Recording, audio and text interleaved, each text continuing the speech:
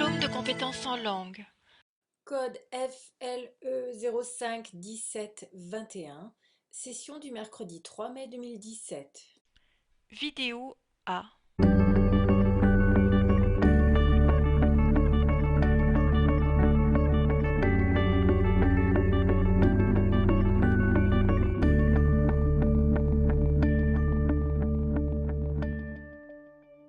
Le fleurissement durable, cela correspond à mettre des plantes vivaces, donc qui sont dites pérennes, dans nos massifs fleuris en ville.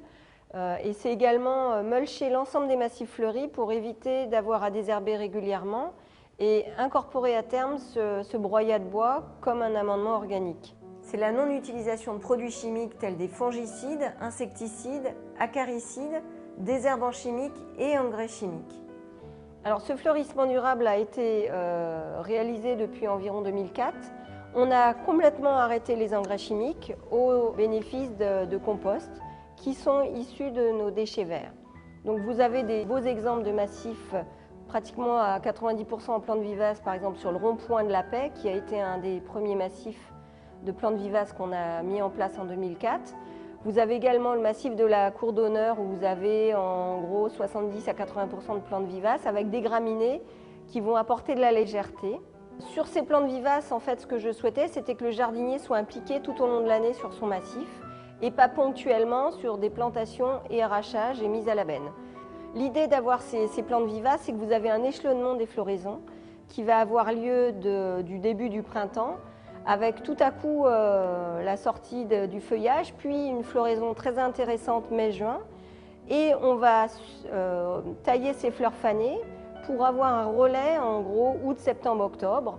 Et les plantes annuelles qu'on utilisait vont prendre la suite du fleurissement en période estivale, plutôt juillet-août, de façon à ce qu'on ait vraiment un échelonnement des floraisons de avril-mai jusqu'à octobre-novembre. Vidéo B.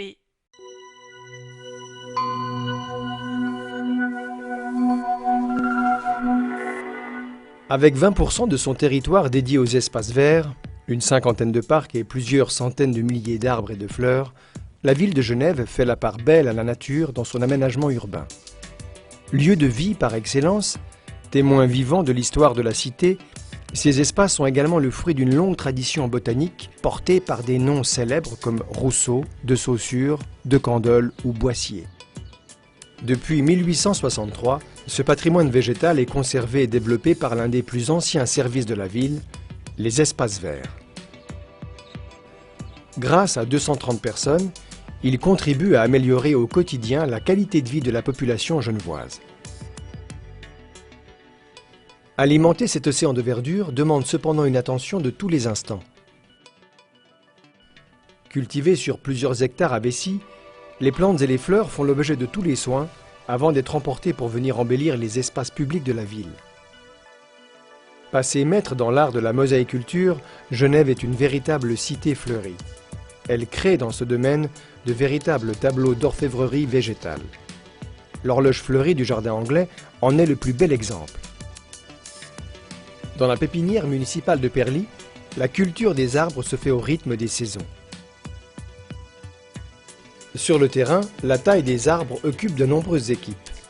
Elle nécessite l'intervention de spécialistes qui jouent les funambules pour réaliser leur travail sur des arbres parfois très grands et pour certains, vieux de plusieurs siècles. Grâce à son magnifique patrimoine végétal, Genève mérite amplement son surnom de Cité des parcs. Une appellation qu'elle doit notamment au travail inlassable du service des espaces verts qui œuvre jour après jour pour le plus grand bonheur de sa population et de ses visiteurs.